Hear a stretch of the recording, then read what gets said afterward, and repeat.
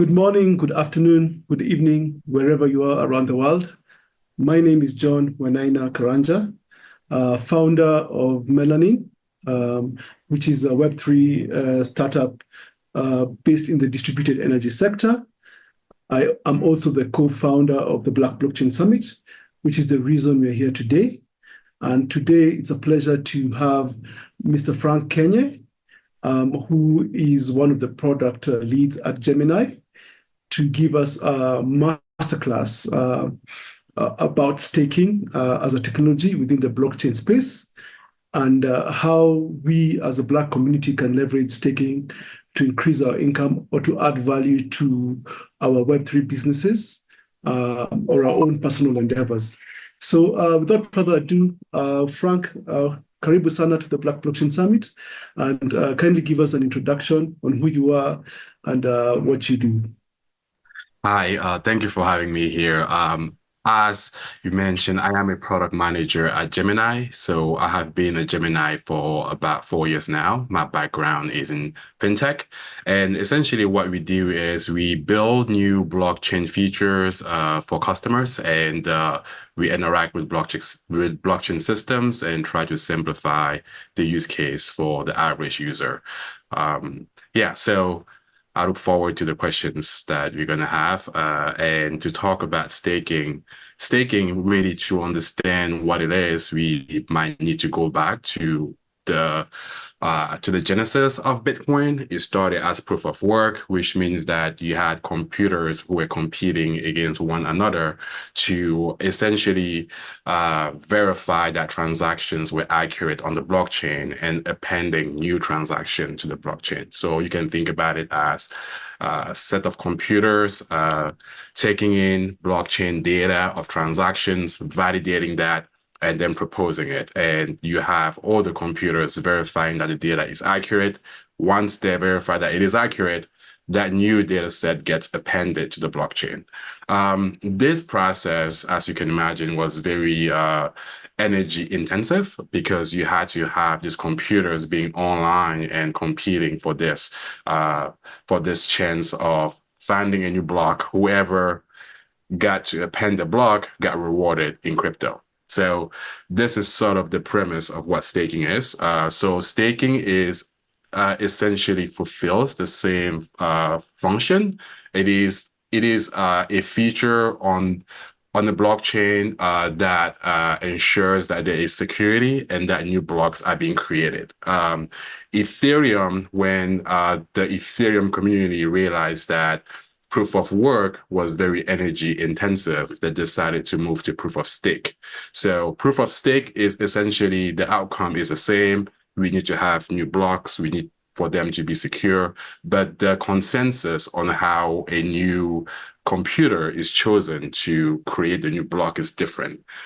In the proof of stake system, it is essentially every validator on the network has equal chance of being picked. So you can think about it as, and if there are only two validators in this network, instead of who has the most powerful computer winning, it just becomes like a game of like we both have 50-50% chances of winning. So that removed the need of this sort of like race war that was happening in the Bitcoin minting and proof of work minting system. So staking is meant to address this energy waste that was happening with proof of work, but essentially the outcome is the same: to build a safer, decentralized way of appending new blocks to the blockchain. Great. So you've given a great comparison of staking with or proof of stake with proof of work. What are the pros and cons between the two? Because from my own research, I understand that they both have pros and cons. So which scenario would staking be better than mining, for example? Yeah, no, that is a great question. I think I am not here necessarily to take sides of which one is better, but I think that we can sort of go into the pros and cons. Let's start with proof of work, right? So proof of work is a system that is built that anyone can just have a computer just run it and start creating and validating blocks. So in that sense, you don't need to put down any collateral. You don't need to put down any upfront payment except for the infrastructure that you have to build. And also is more inclusive to use proof of work. Those are the good things about proof of work. The downside of proof of work is when a network, like we've seen with Ethereum before it switched, with Bitcoin, with many of these proof of work networks, it is that as they become popular, the computer power needed to keep the process of validating and adding new blocks become very expensive. So that becomes something that, depending on how you think about energy and global warming and all of the energy consumption crisis, that could become unsustainable if you have, let's say, 1,000 network like Bitcoin out there, right? Whether that will become reality is still to be seen. So that is sort of one of the downside of the proof of work system. The proof of stake, the good thing about proof of stake is you don't have this computer challenge. You don't have this computer power issue. Like the network has a minimum requirement you need to have. For example, for Ethereum, you have to put your 32 ETH into the system. Once you have that, you have to meet the minimal spec requirements. Your validator needs to be online. Once you meet that requirement, it doesn't matter if you have the most sophisticated computer, you guys will all have the same chances of validating blocks. So it's more sustainable to run 1,000 blockchains using proof of work than running 1,000 blockchain using no, it's more sustainable to run 1,000 blockchain using proof of stake than running 1,000 blockchain using proof of work. The downside, however, with proof of stake is that you need to put some token into the system.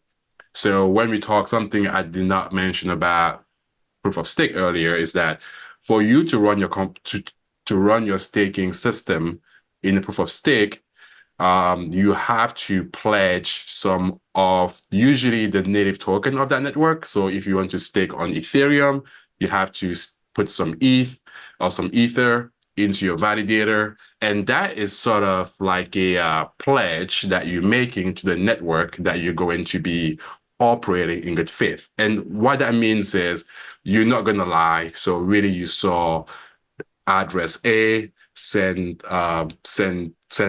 crypto to address B. You're not going to try to mess up with the numbers. If you act in good faith, you get rewarded. If you try to act in bad faith, or if your computer is not performing enough to provide the right information, you will lose a portion of your stake. And in some cases, you might lose all of your stake. So there is like a downside of proof of stake, is that you actually might lose some of your crypto. The other thing that I can think about it being negative for proof of stake, it will be the chance that now, given that it's just who has the most crypto. Like that just means that, okay, someone with a lot of money can just buy a lot of crypto. If the network isn't fully decentralized, you can take it over that way. So, you kind of have that attack vector being a little bit more of who has the most crypto, which, in the crypto community, there are many whales. So you only take a few whales to work together. And once that happens, a lot of things can go wrong for the network. And proof of stake, just by the nature that you have to put some crypto in, is less inclusive. And some network have minimums. Like for Ethereum, you need to have 32 ETH.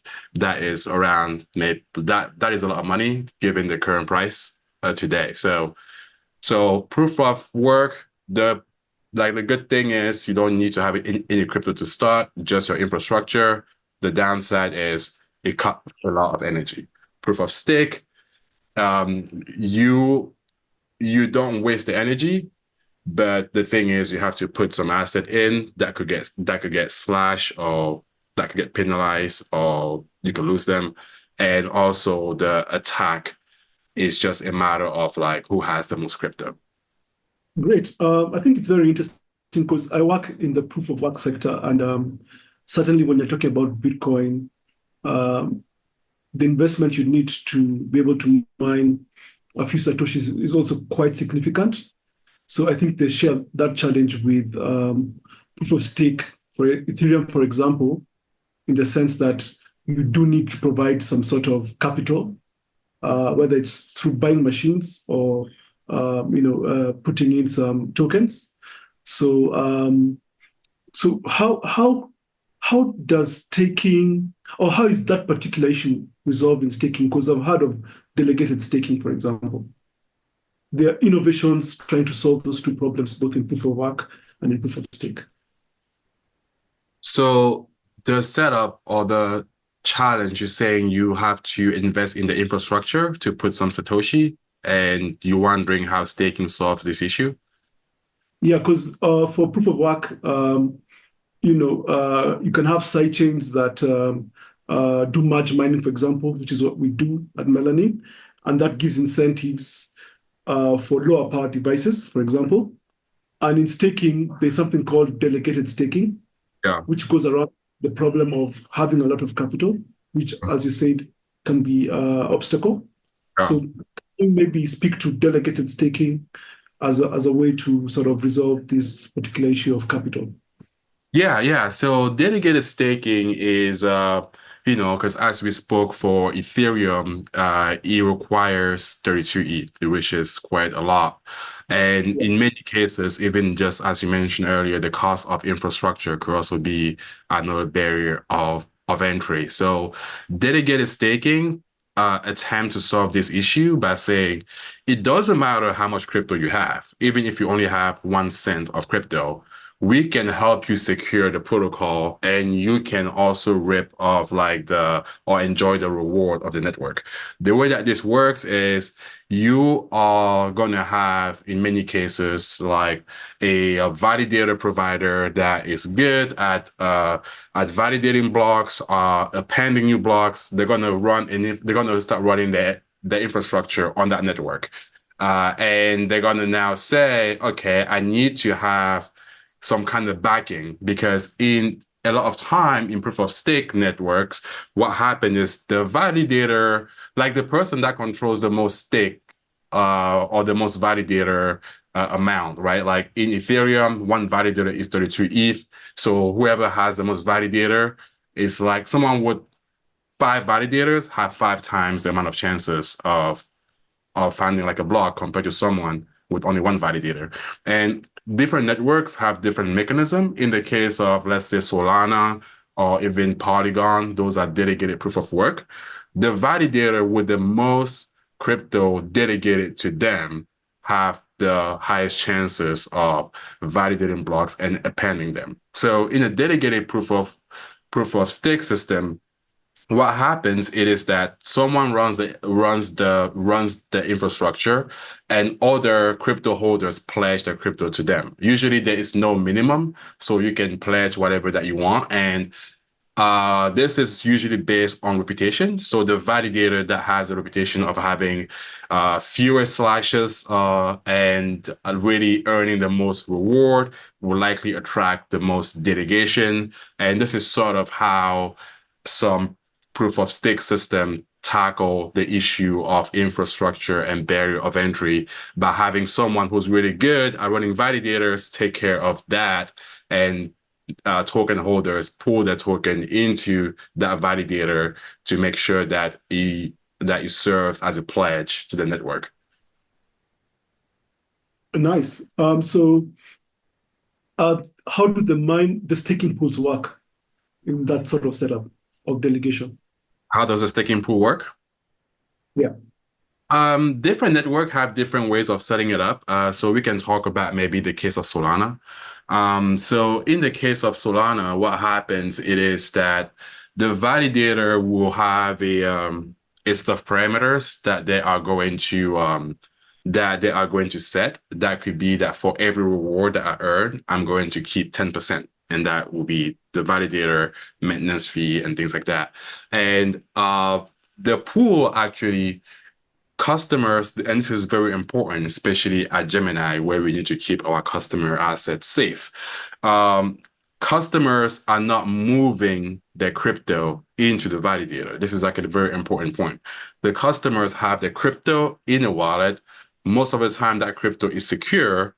What they are doing is they are attesting to some contract linked to that validator saying we are backing up this validator. So the validator cannot just take the asset from the pool. The pool is simply a pointer to a list of addresses holding crypto who are pledging who are pledging to help the validator do some work. And obviously, to as they point to this smart contract that is linked to the validator, the network can do things. Like if there's slashing, it's not the validator taking it from your account.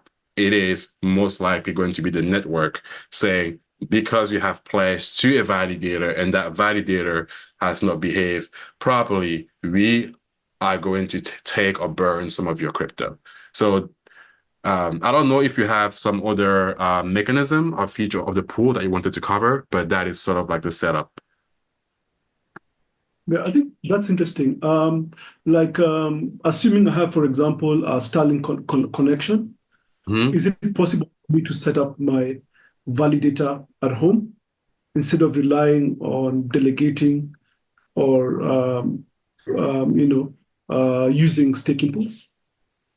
If you have Starlink, Yeah, if I have a good internet connection.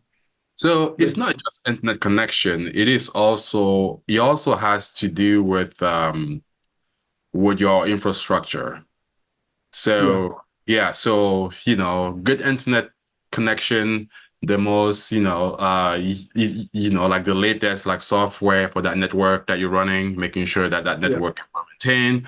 And you also need to make sure that like whatever crypto you're using, your keys are safe.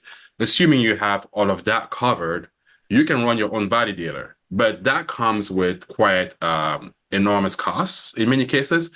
And we can talk about a little bit, if you think about Polygon, the EVM network. Polygon, essentially what Polygon does is they have in order to make their blockchain fast, they have set the number of validators that the network could have. So I think they have something like between 100 and 130 validators, and people bid for those spots. So on something like Polygon, unless you have been pre-selected to be a validator, you cannot run your own validator. You only need to delegate. You don't have any other avenues. So that could be a barrier of entry, even if you have the best software, the best internet, and the capital to get the infrastructure. Now, you also have the case of Solana, which, there is no limited set of validator. Anyone can join the network.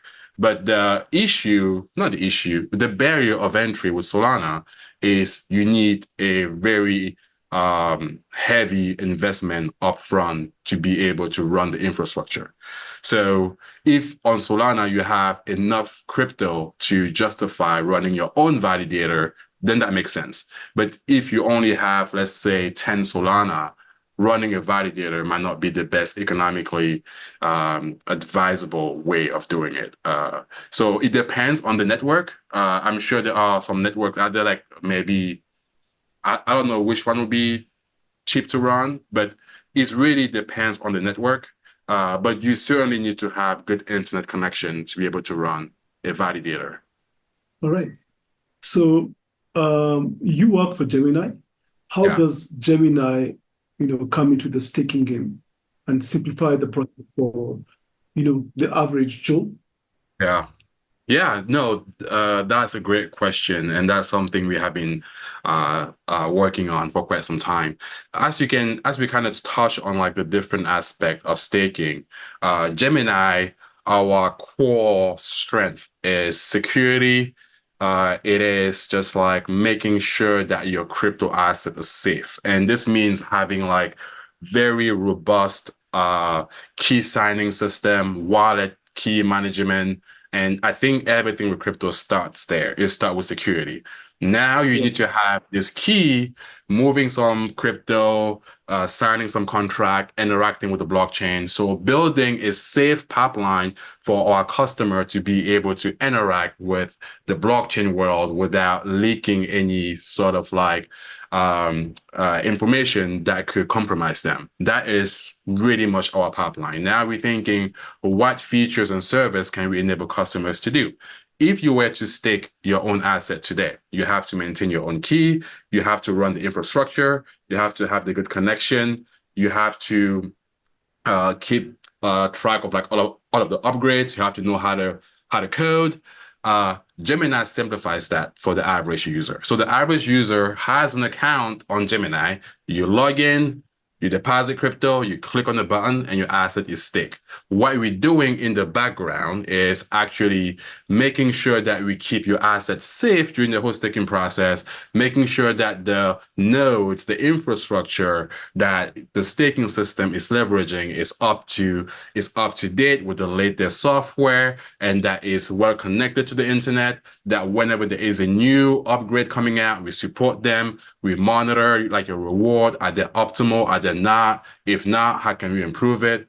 And you know, this is sort of how what we have been sort of providing to the ecosystem. And we have worked with, you know, I don't know if you guys have seen it, but just recently, Purpose in ETF that launched like in Canada worked with Gemini to get that going. So we are really trying to bridge the gap between the world of crypto and just like the average, whether it is a purpose, whether it is an average Joe, really trying to meet the customers where they're where the challenges are. And yeah, so we have worked with various customers in various setup, and really it's all about taking the technical components out of it and making sure that things are secure and optimal.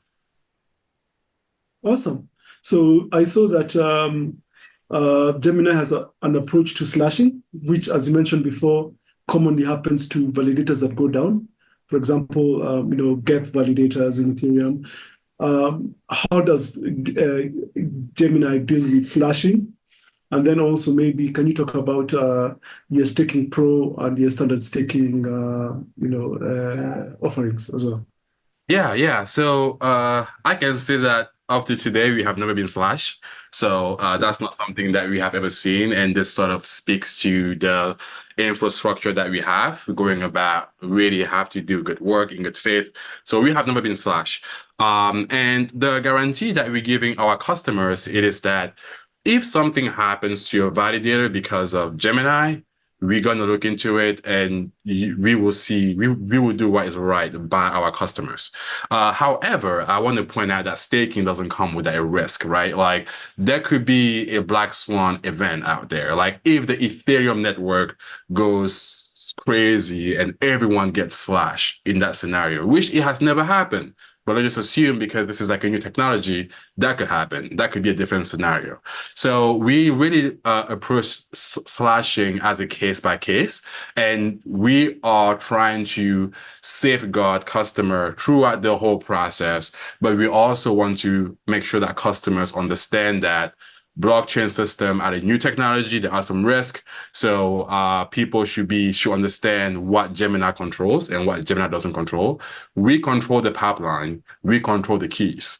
We control the infrastructure. Something that we do not control is the network. So we have to understand the source of slashing before we can really assess what is the right thing to do. But, you know, we have never been slashed, but if we get a customer gets slashed because of our infrastructure, we will likely, I don't want to speak out of turn here, but we will likely do what is like right by the customer, assuming that we are wrong. And you also All right. talk about the different products, right? Staking Pro and the other ones. Yes. So we can think about Staking Pro as a way for customers who want more privacy. So some customers have 32 ETH. There are advanced stakers. They want to track the validators online. They want to be able to look into the setup of the validators. That one is Staking Pro. So it is a more hands-off, way of staking with Gemini, where this is usually leveraged by high net worth customers and like institutions and customers like that who have a lot of ETH, and that is one of our growing products right now.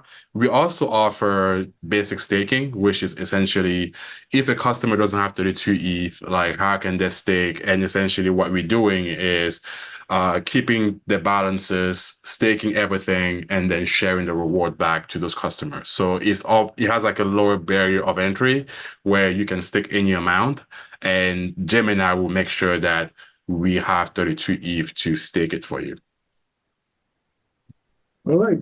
This has been a great conversation, and I would like to thank you, Frank, for giving us a masterclass on staking today, and as well thank Gemini for being one of our key sponsors for the Black Blockchain Summit. Maybe you can give your closing remarks on what we can look forward to in terms of staking and staking at Gemini. First of all, thank you, Black Blockchain guys, for having me.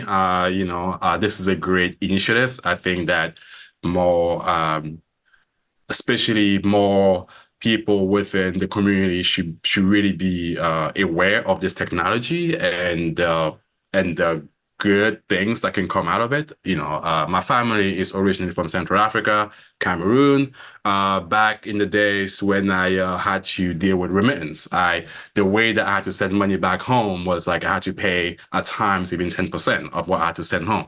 So technology like crypto and blockchain really, even though we work in the US, I think that the most gain that could happen in this space will be in a developing country. And this is really where, when I think about Africa, when I think about blockchain and the implication of blockchain, I think that those developing countries in Africa, in Asia, in South America, really are going to be the main gainers, or like the main communities who are going to benefit from this. But it would take work for us to really understand the technology and how to apply that to our day-to-day. So I would love to hear more about the decentralized energy idea, because you are at a junction of blockchain and energy.